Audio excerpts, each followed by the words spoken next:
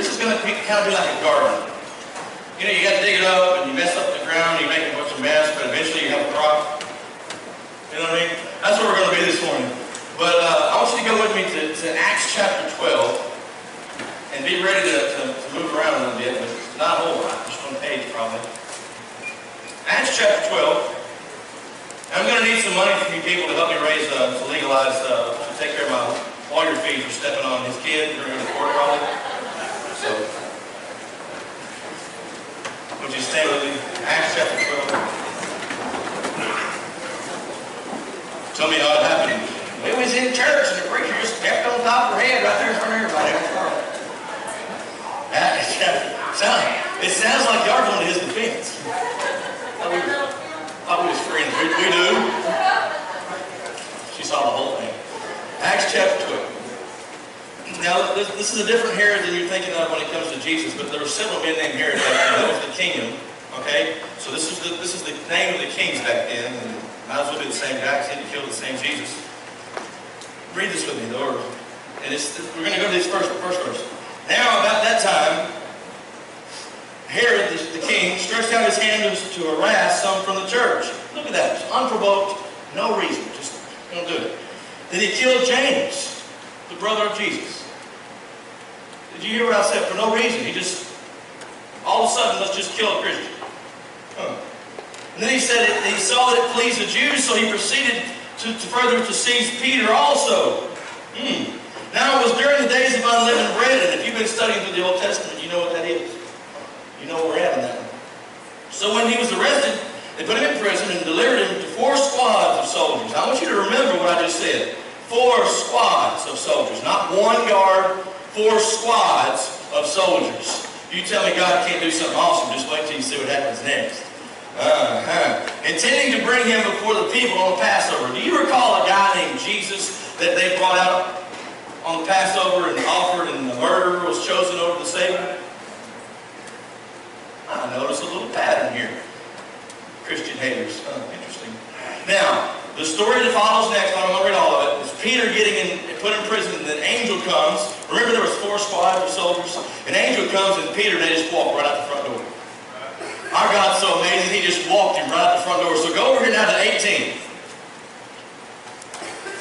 So the angel comes down, and Peter is set free. You can read that on your own time, I encourage you. That's not the message today. I'm going to show you a little before and after. It's like Wheel of Fortune. A little before and after today. So, king, for no reason, just kills a Christian. Gets another one who's going to kill Peter. For 4 squads of soldiers. He must have been worried about his faith. Puts you under lock and key with 4 squadrons of soldiers. You must be worried about what I'm going to do. Amen? And so then at 18, then as soon as it was day, there was no small stir, which means there was a big stir. Okay? There was no small stir of the soldiers who had listened about what had become of Peter. But when Herod searched for him and found him not, he examined the guards and commanded they should be put to death. And he went down from Judea to Caesarea and stayed there. Now, Herod had been very angry with the people of Tyre and Sidon. That's right there, Caesarea, and then right above it, Tyre and Sidon. That's a very, very evil place back then, but they were laid ruined, so they were depending on the king of Judea. Okay? So he was mad at him. You see a problem? You got my food, you got my oil, you got my money, you got my provisions, and you're mad at me. That's not good. Like when your parents get mad at you. Right? You don't want mama mad. She cooks and cleans. Come on. Dirty clothes and no oatmeal. Amen? And they came down in one accord, though. They came in one accord, and having made Blastus the king's personal aide, their friend, they asked for peace. Well, duh. They didn't want to die. Because their country was supplied with food by the king. So on a set day, listen to this now, arrayed in royal apparel, sitting on his throne, and he gave an oration to them, and the people, remember those ones he just helped out? Oh, it's the voice of a God, and not of a man. Then immediately an angel of the Lord struck him, and he died because he did not give glory to God. And he was eaten by worms and died. But the word of God grew and multiplied. You may be seated. Thank God bless the reading of His word. Did you see where evil lost and God multiplied? It kind of reminds you of something. There was 4 squads of soldiers. Can we just hear that one more time? 4 squads of soldiers. 4 squads. And some of y'all in this room are big old boys. It didn't quite take more than one police officer to take you down, Mark. But 4 squadrons of soldiers, there's no way in the natural that you can get past that barrier. Sound reasonable to you? So we go back to the beginning of chapter 12, and you'll see that for no reason at all, the King Herod, just says, you know what? I want to harass the church. I think killing somebody is a little more than harassment. Let me give you an example. How many of y'all know about Alcoa over here, where it used to be, I think it's hired back now, Alcoa? I worked in the tube mill until they sold it to China. But that's neither here nor there. When I went in, I know it's crazy, but it's me. I worked in Alcoa there for a little while, and I guess it was about 6 or 8 months. I don't know. It was in between the Air Force and the depot. And the guy said, he came in there about 6 months or so after I was there, and he said, there's a layoff, and you're being affected. I said, okay, what's happening to me? You're being laid off. I said, well, that's a little more than being affected. I'm being defected. I'm being kicked out. So to say harassment, to say I'm going to harass you, and just call that harassment and just kill a guy. This was the brother of Jesus. Now let's set the table right here. Jesus is seeing all this unfold, and he's going to kill his brother. And yet, he didn't strike him yet. He didn't strike him when he killed his brother. He waited until he didn't give glory to God. You want to know what will strike you down faster than anything in your life? When you glorify self. God will tolerate all kinds of stuff, even the killing of his own brother. Did you give glory to self? My God, that's exciting. Huh? Now you see why the Pentecostals jump the pew. Huh? All right, so go back to the story. He kills James, and I want you to see something. He saw that it pleased the Jews. It was the only reason he did it. He went and got Peter. Now, can you imagine something modern day, people just doing things and passing laws because it pleases people? I wonder why politicians would want to please us. Could it be they want our vote? Left wing, right wing, same bird. How about you get the lamb? It ain't in the donkey. It ain't in the elephant. It's in the elephant. So pay attention to this. Just pleasing people. I learned early in the ministry that his ministry is not mine. I'm just talking. I learned early pleasing people will lead you nowhere. Because let me give you an example. I'm walking through church here, and Flo comes up and says, Brother Matthew, I just can't take it anymore. What is it, Flo? I can't stand plain white blinds. I need some beige or some eggshell or some moccasin.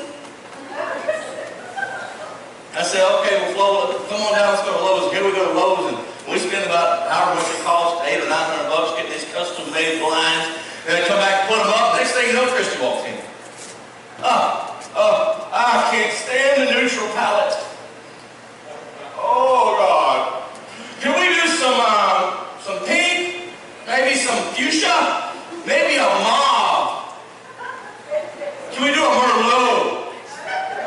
And I said, well, okay, Christy, let's go down and get the Merlot. We come back, now Flo's mad because her fuchsia, or whatever it was she got, eggshell, is gone, and now they've got Merlot on the wall. Now these two are upset, and I go, well, you know, I'm sorry, y'all, but I hate to make you both upset. Kathleen really wants to do black. We've already put black up. So now, I got to see if I go out pleasing people. That's exactly how it works in the church. Well, I'm not going to do this part of the service because you don't like it. Well, guess what? That might have been someone else's favorite part. What really draws them in. Make that song service shorter, preacher. Well, guess what? That's where God's ministering to someone. I can't lay this service, this church out the way you want. It's not yours. So, what you do, well, I don't like a long song service. Well, show up 10 minutes late. It can't be geared at you. This is not your church anyway. Whose name is on the sign? It's not even yours. So, understanding something. We've got to get to a place where we're not worried about everything pleasing us. You might have to endure something. You may be like, that's this brother right here. I pick on him all the time, but I'm being serious. Johnny is not a Badera. Y'all know what Badera is? People, yeah, when you hear old Waylon Jennings song, your head starts bobbing like that. That's how, that country sound, everything I do, I walk in Badera. I mean, if you can make this audible, I just like it. That's how I walk. It's in my head. It's when I talk and when I write a song. That's how it looks right there on the paper. And Johnny.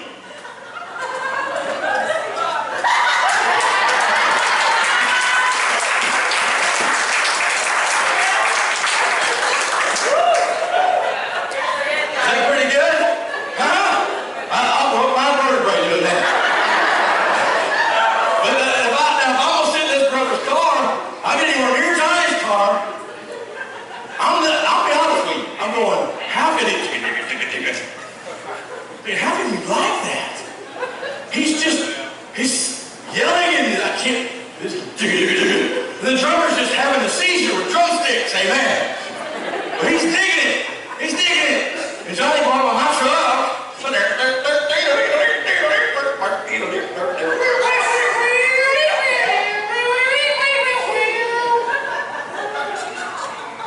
He's going, what is he doing? Why don't you just eat some grass? Just go gnaw on the field. Yeah! The fact is, when I hear Southern gospel music, when I hear country gospel music, when I hear that sound, it moves my heart. It moves me to a place. Music moves me. And some of y'all may like different stuff. My daughter's into the Toby Mac and the Lecrae stuff.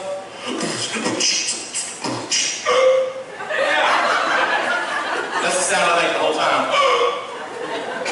But I watch her and she's worshiping, she's spitting out the words and she's rhyming and all that stuff. And the dude's claiming the cross and the blood and Jesus. I'm like, hey, whatever, man. Big box, as long as you're proclaiming his name. And I hear the name Jesus, blood and redemption. Woo, yes.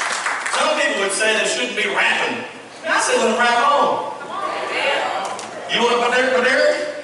Join me. You want to do it? Join Johnny.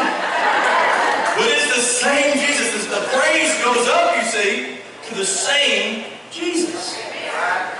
Don't get mixed up and think that your kind of music and your style of worship is the only one that's valid. Johnny's just stuck because I'm singing. But you got to admit you're having a good time. Somewhere in there, you're I watch you when you walk out, you're kind of like, whoa. I'm watching. Next thing you know, he trades his heart or his bike in on a horse. And I don't know why I got this filly and this mare. I don't know. So Peter gets picked up just to please people. If I did all that thing, Johnny said, Matthew, really, I can't take any more Badera. And then we start doing rock. Now, y'all know my voice, I'm not a rocker. I would be faking the sound. I would just be pretending, because that's not who I am. I could let my hair, I could straighten it and dye it black and get me some gothic stuff and paint my little pinky nail black and go, yeah,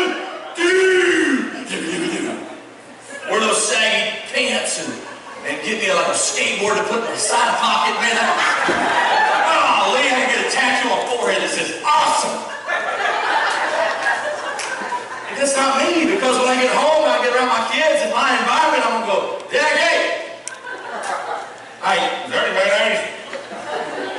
That's me. I'm a Badera. The bathroom's full, the whole backyard's a bathroom.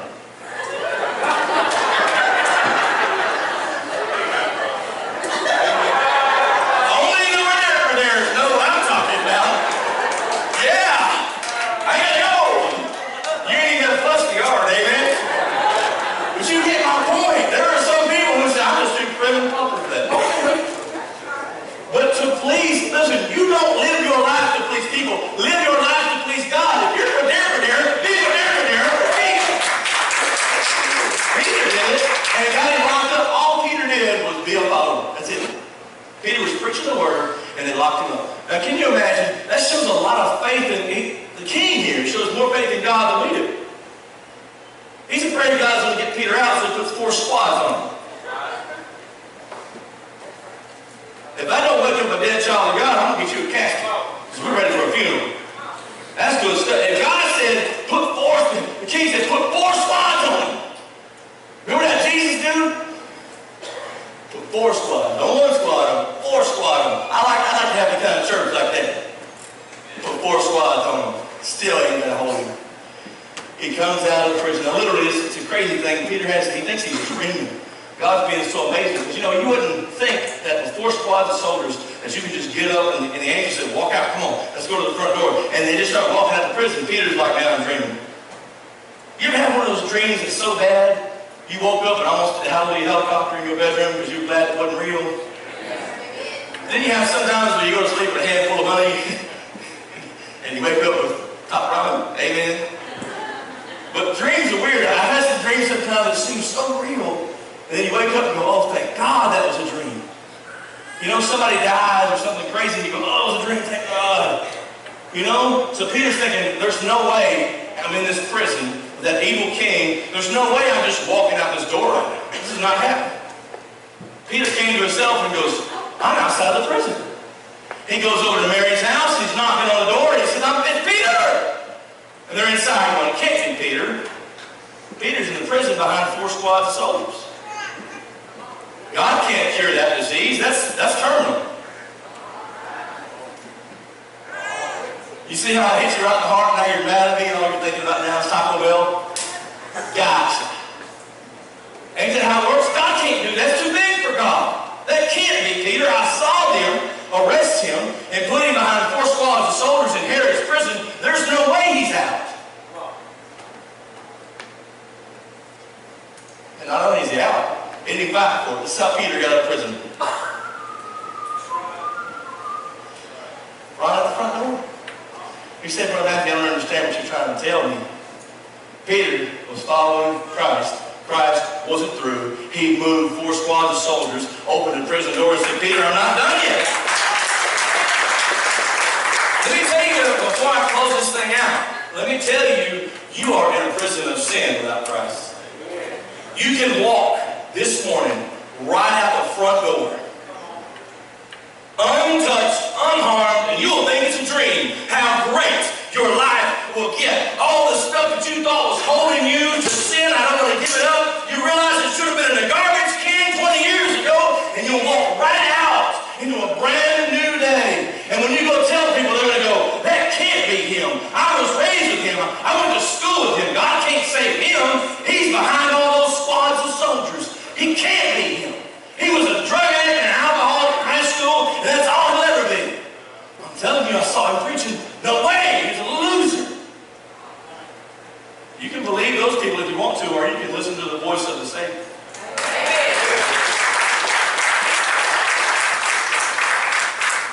Not my call.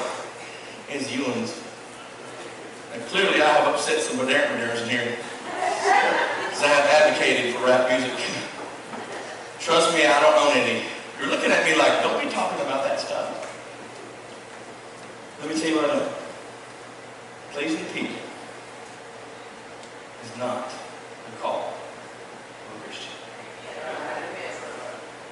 To that end, when they say stop being a Christian, don't please them then either. Don't please them by surrendering to them. When they say stop it, you say no. When they say stop praying, you keep on praying. See what I mean? Don't please people. You say, Brother Matthew, they're going to eventually put us in jail. Eventually. I'm just saying, whoever gets stuck on the outside, buy me some Snickers bars. That's all I'm asking. All I want. Maybe some Milky Ways. I even mix it up.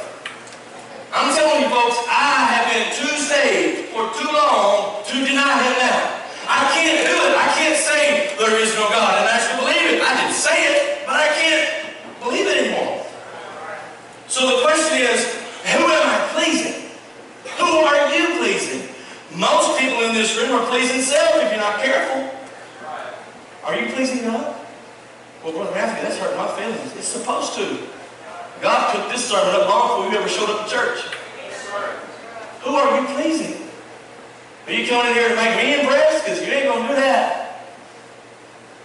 You come in here and say, look what I did. All that does is that turns me off. I'm going to tell you right now. When you start your conversation with look what I did, first thing I do is go, let me tell you about Aaron. When someone says, good sermon, Brother Matthew, have you ever noticed that? I go, you know why? I don't want to be like, worms. I don't even want worms. Worms are gross unless you're fishing.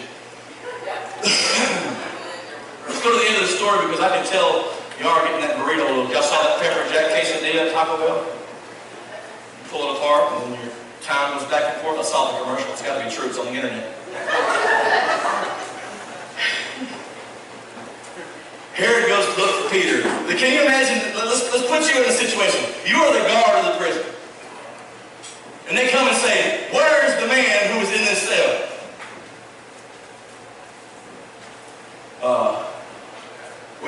He just walked.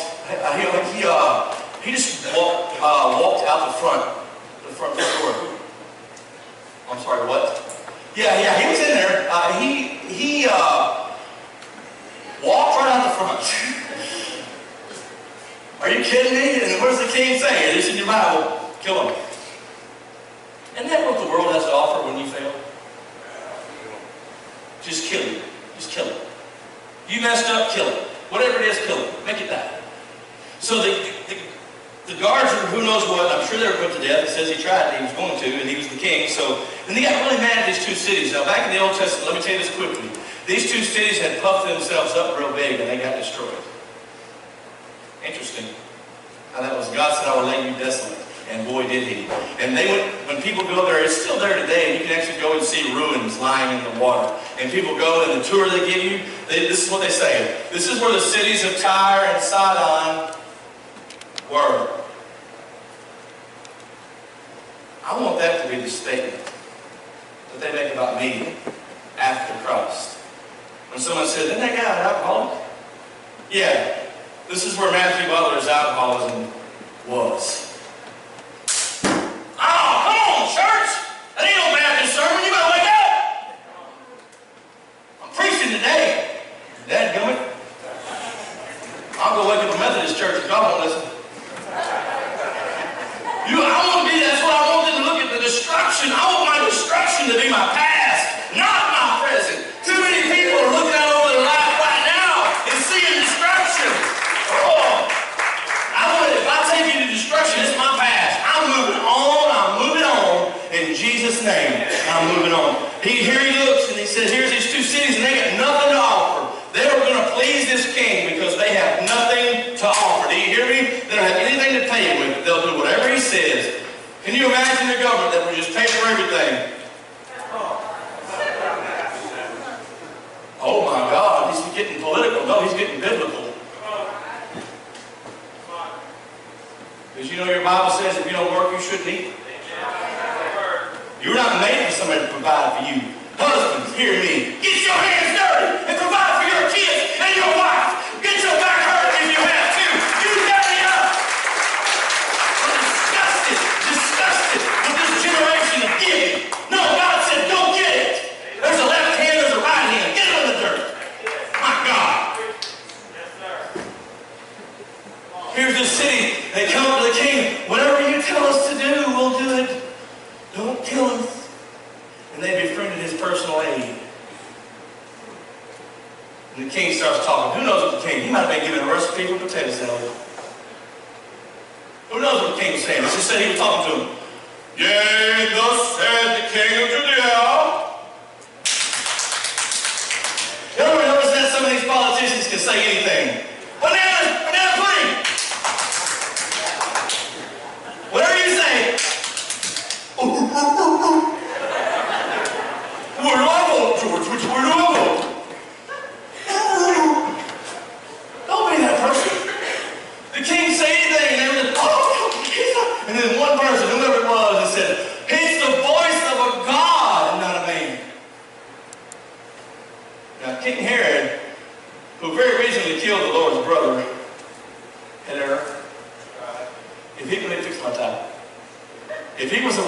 came, he would say, now wait a minute now.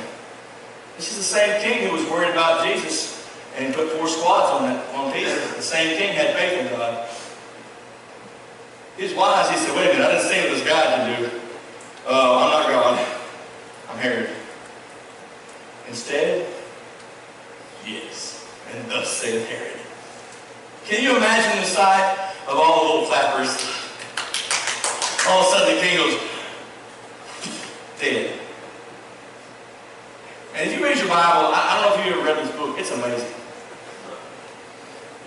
The Lord struck him, and he was eaten by worms and died. How do we miss that?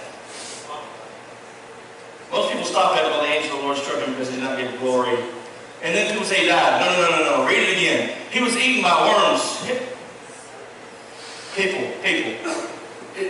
Do you hear what I said?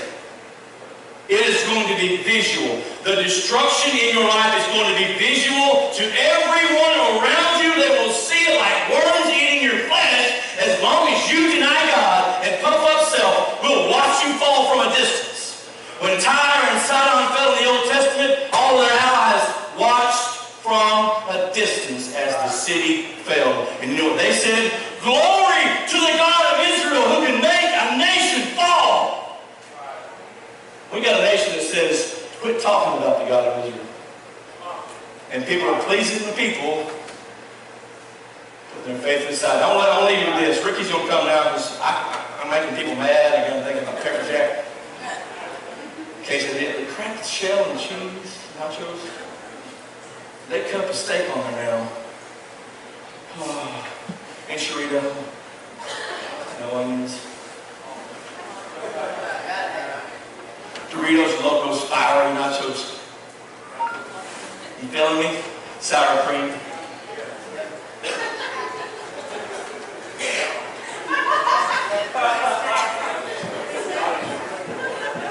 Let's make this apply to today. Let's make this apply to today. Because everything in the Bible has a purpose. I joke about my hair a lot. I get a lot of compliments about this stuff. People go, that's amazing hair. I go, oh, thank you, but I don't want to brag too much because God will go, I didn't make you bald.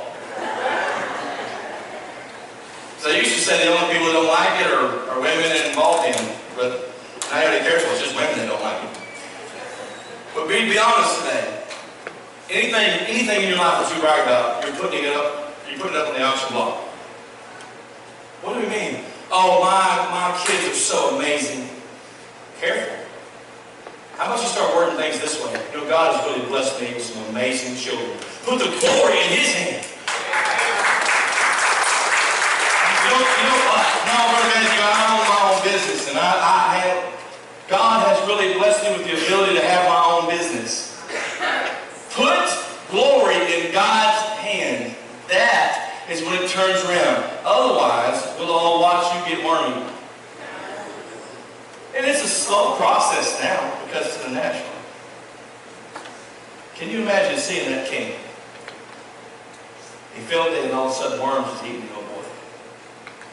Do you think everybody who was proclaiming, oh, he's a God, oh, he's a God, oh, he's a God, didn't change their opinion about that fast about him? Grabbed a bag of rice and ran back to town. So, I want you to do this for me. Normally, don't move. Normally, I'd say stand. I don't want you to stand. I want you to hear me. Brother Matthew, why do we do things like that? Did you know you shouldn't do anything without reason? You shouldn't just be mindlessly doing anything in your life. We stand for a song or prayer because we are in the presence of Almighty God. And the reason we stand in an altar call is we're saying, Lord, we usher you in. We stand in your presence. Would you move on this church? We don't just stand up because we want your blood clots. It's a good reason. You're in the presence of Jehovah. You may be in this room today and you're an unbeliever. You say, no, I'm an atheist. I don't believe in God. I believe in science. You can be an knucklehead if you want to. You're in the presence of Jehovah. I don't think anybody can sit in this church and not feel something. Unless you're deaf, dumb, and blind. I think a deaf person can still go, he's deaf.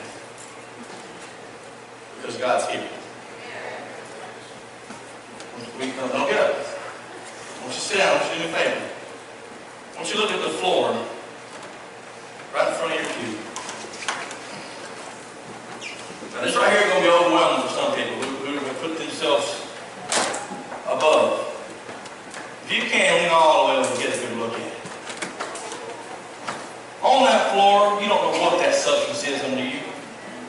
They don't tell them what kind of coffee, candy, Burger King, who knows what's been spilled right down there. I couldn't talk half of y'all into licking that floor. Much less eating off of it. Keep looking at that floor. Now there's things that you say, Brother Matthew, what do you mean? There was things you would have to do if you was going to eat a meal off of that spot right there you're looking at. Some of y'all are like, Brother Matthew, what are you talking about? I can't get off the floor. No, you can't. You know why? Because it's dirty and you know it.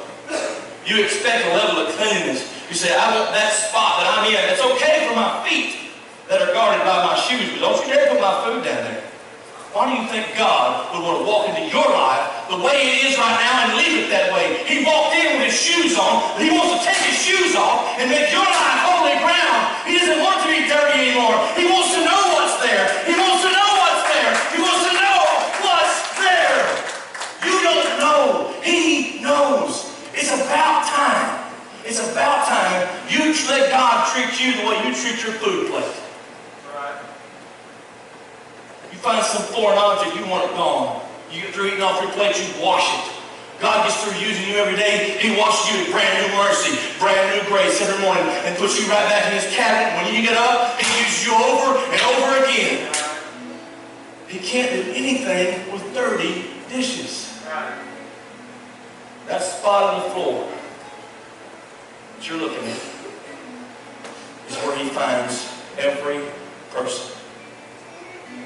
If you're in this room and you think you ain't ever been there, I got some news for you. You're there right now. If you think that God found you in a good condition, welcome to the floor. It doesn't have to stay this way. With your head bowed and in thoughtful, content, fervent prayer, if you need to stand in his presence, you stand. If you need to come pray, you pray. But if all you do is look at that spot and say, Lord, clean me.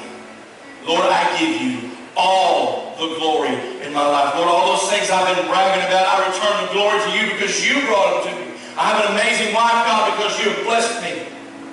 I have an amazing family because you blessed me. I have beautiful grandkids. Hey, hear me, Grandma and Grandpa. That's a blessing. You don't deserve it. God gave it to you. You didn't make them. He did. All that are blessing. How about you just return glory? And let that be the only thing you pray today. And if you're not a child of God, if you don't know Jesus, and this little spell of looking at the floor has made you rethink everything you know. You say, Brother Matthew, you know what? I don't know if I'm ready. You know, now that I think about it, I never really did get it cleaned up. I've been doing it my way. You know, Brother Matthew, I've been giving myself a lot of credit, a lot of praises. You know, I'm a single mom, and I've been doing this on my own. And I've been not realizing until today that God's blessed me with the ability. He's given me my job, and he's given me my health. Everything you got is because God gave it to you. If you're healthy today, it's because he gave you health. If you're wealthy today, it's because he gave you wealth. If you're blessed, it's because he blessed you. You didn't do anything, you understand me? If you're a big, strong man, it's because God made you big and strong. If you're smart today, it's because he gave you wisdom. You walked in this room having done nothing on your own. Wouldn't it make sense to turn your life over to the one who made it and knows how it ought to operate? Or you can just keep living in that spot. Right there on the floor. It's your call. The altar's open. Heavenly Father, I thank you for each and every person in this room under the sound of my voice. And God, I pray that you richly bless them, Lord. That we be obedient today, God, above all things, Lord. Blessings are going to come. Blessings are going to go. But God, I know that you're dealing with some people. You're working on some people today. And God, I pray we give you the glory for all the things you've done. Maybe there's some people here that have forgotten to thank you for some blessings, Lord God. I pray that glory go back to you today. All glory, all the honor, All the praise is yours, God. It's not mine. It's not anyone else. It's yours, God. This is your day, your house, your people, your word. You deserve the credit and the praise for all that we've done. And God, I pray that you move today and recapture someone the devil tried to steal from you. I pray you take back whole families today. I pray you take back generations today. God, would you bless us with the ability to get out of your way and let you be God in our life. In Jesus' name, amen.